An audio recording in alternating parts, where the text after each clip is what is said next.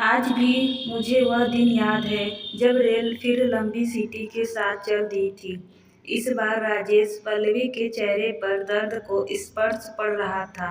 Rail में पल्लवी सोच रही थी और यह फैसला नहीं कर पा रही थी कि इस लंबे त्याग और राजेश से दूर जाने के बाद उसने और राजेश ने क्या पाया। फिर कब आना होगा, पल्लवी ने कहा। जैसे ही 2-3 दिन की छुट्टियां आएगी मैं आ जाऊंगी।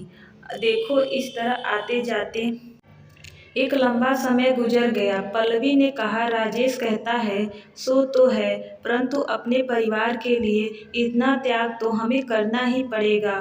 मैं सोचता हूँ कि अब तुम नौकरी छोड़ दो और यहीं रहो। कैसी बात करते हो राजेश, हमें अभी तो पैसों की ज़्यादा जरूरत है। मोनू का मुंबई में इंजीनियरिंग में एडमिशन होने वाला है। अब इसकी पढ़ाई का खर्चा कम तो होगा नहीं। मोनू, जैसे ही इसकी नौकरी लगेगी मैं नौकरी छोड़कर हमेशा हमेशा के लिए तुम्हारे पास आ जाऊंगी।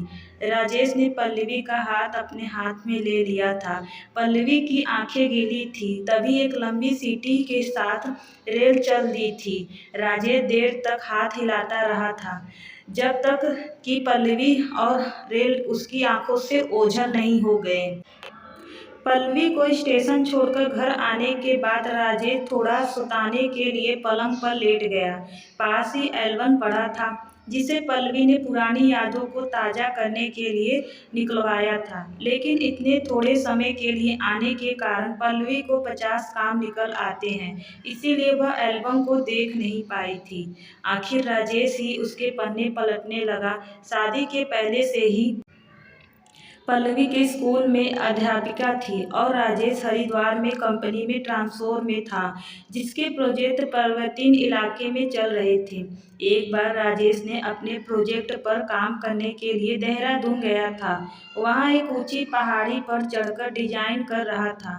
तभी उसका पैर फिसल गया था और वह और उसकी डिजाइन दोनों लुढ़कते हुए नीचे आ गए थे। उसे देखकर पल्लवी पहले तो खूब हंसी, लेकिन बाद में उसने आगे बढ़कर राजेश को अपना हाथ से थाम भी लिया था, वरना वह और नीचे तक लुढ़कता। वहीं राजेश और पल्लवी की आंखें चार हुई थी।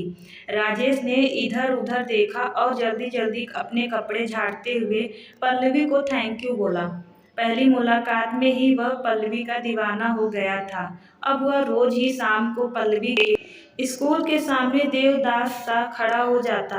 पहले पहर तो पल्लवी को वह चुप्पू लगा, लेकिन थोड़े ही दिनों में पल्लवी को महसूस होने लगा कि राजेश के बिना उसके जीवन में कहीं अधूरापन है।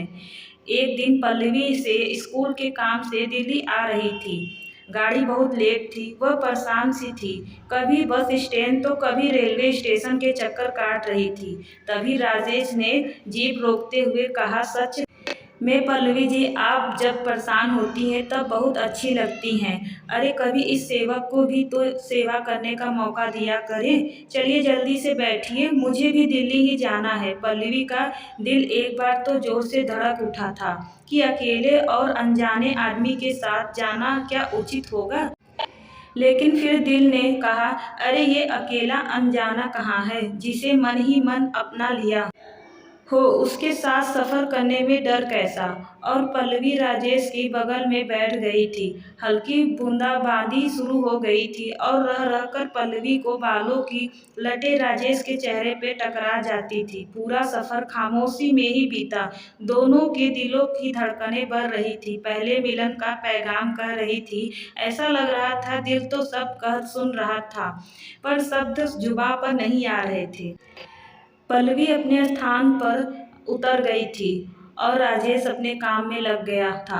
एक हफ्ते का काम के बाद राजेश वापस जाने वाला था। वहाँ पल्लवी उसका बेसब्री से इंतजार कर रही थी। तभी प्रोजेक्ट पूरा होने पर राजेश को वापस हरिद्वार आना था, इसीलिए उसने पल्लवी से मुलाकात कर अपने मन की बात उसके सामने रख दी। एक माह के लंबे इंतजार के बाद पल्लवी की भी सहमति उसे प्राप्त हो गई थी। राजेश और पल्लवी के बीच यह समझौता हुआ था कि जब पल्लवी की नौकरी उनके लिए परेशानी का कारण बनेगी, तब पल्लवी नौकरी छोड़ देगी, क्योंकि ना तो पल्लवी हरिद्वार आ सकती थी और ना ही राजेश। दोनों ने शादी कर ली। शादी के बाद दोनों ने 24 दिन की छुट्टियां ली थी और मंसूरी हनीमून के लिए गए थे। हंसते गाते समय कैसे गुजर गया मालूम ही नहीं पड़ा।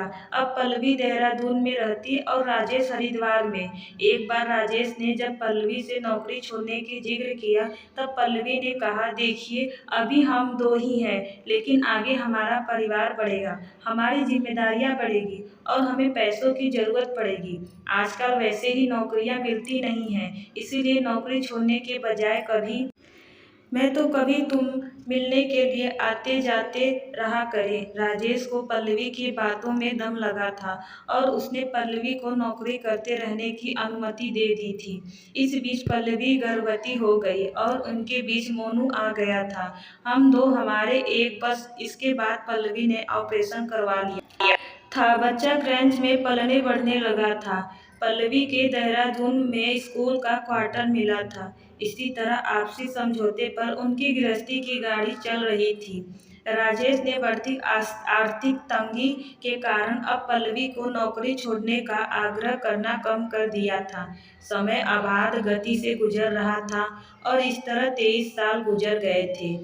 साहब आज ऑफिस क्यों नहीं जाने का? क्या सच में साहब? अब आपने अभी 22 साहब ने अपने परिवार के लिए बहुत किया। कमलाबाई की आवाज से राजेश की निद्रा टूट गई। वह जल्दी से तैयार होकर ऑफिस निकल गया। राजेश के मन मस्तिष्क में पल्लवी की एक ही बात घूम रही थी कि मोनू की नौकरी लगते ही वह भी नौकरी छोड़ देगी और हमेशा हमेशा के लिए राजेश के पास आकर रहेगी।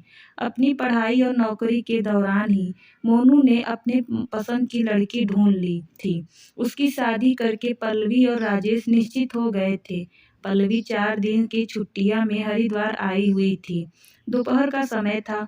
वह अपने कमरे से निकलकर बाहर आ रही थी। तभी मोनू के कमरे से आती ही आवाज ने उसके पैर बांध लिए थे। मोनू कह रहा था, निशा, माँ ने हम लोगों के लिए बहुत किया है। माँ और पापा ने इस घर को बनाने के लिए, हमें पढ़ाने के लिए जीवन भर समझौता किया। माँ देहरादून में रही और पापा यहाँ। अब मैं चाहता हूँ कि माँ यहीं रहे, हम सबके बीच और पापा के पास।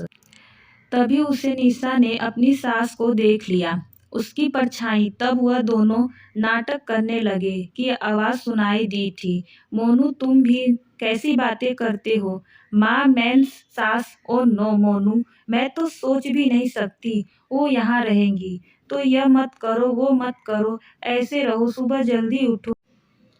नो मोनू, मैं तो सोचकर ही परेशान हो जाती हूँ। वो सीता की भी तो कैकेयी सास थी ना, कितना परेशान कर दिया था उसे। माँ तो आती जाती ही अच्छी लगती हैं। और इसी के साथ उसे मोनू और निशा के हंसने की आवाज सुनाई दी थी। उसमें आगे कुछ सुनने की शक्ति नहीं रह गई थी, इसीलिए वह वापस अपने कमरे में जाकर तकिए पर सिर रखकर काफी देर तक रोई रही थी। शाम को सब एक साथ नाश्ता करने बैठे थे। तभी राजेश ने कहा, पल्लवी, तुम्हारी सब इच्छा पूरी हो गई और अपने वादे के अनुसार अब तुम नौकरी छोड़कर यहीं रहो, हम सबके साथ। पल्लवी शांत थी। उसने अपने एक एक शब्द पर जोर देते हुए कहा, राजेश, तुम कहोगे कि देहरादून जाने के बहाने बनाती जा रही हूँ, लेकिन यह सच है कि मुझे और तुम्हें नौकरी और पैसों की अब ज्यादा जरूरत है। हमने अब तक की कमाई तो मोनू की पढ़ाई, शादी और मकान बनाने पर खर्च कर दी है। ना मेरे पास कुछ पैसा है ना तुम्हारे पास, लेकिन हमें बुढ़ापा भी तो गुजारना है। जब हाथ पैर थक जाएंगे उस समय के लिए भी तो 2 पैसे हमारे पास होने चाहिए ना। राजेश पल्लवी की पहेली को समझ नहीं पा रहा था, लेकिन मोनू और उसकी पत्नी निशा ऐसा प्रदर्शित कर रहे थे मानो कि वह माँ के सबसे शुभ चिंतक हैं। शाम की ट्रेन से पल्लवी वापसी जा रही थी। राजेश उसे छोड़ने आया था। इस बार पल्लवी खुद ही बोली थी, अब आपके और मेरे रिटायरमेंट के 2-3 साल ही तो और बच्चे हैं। मैं सोचती हूँ जैसे 24 साल गुजर गए वैसे ये भी गुजर जाएंगे। इसके बाद हम देहरादून में ही किराए का मकान लेकर साथ रहेंगे। बच्चों को उनकी ज़िंदगी उनके अनुसार ही गुजारने दो। रेल फिर लंबी सीटी के साथ चल दी थी। इस बार राजेश पल्लवी के चेहरे का अज्ञात दर्द स्पष्ट पड़ रहा था।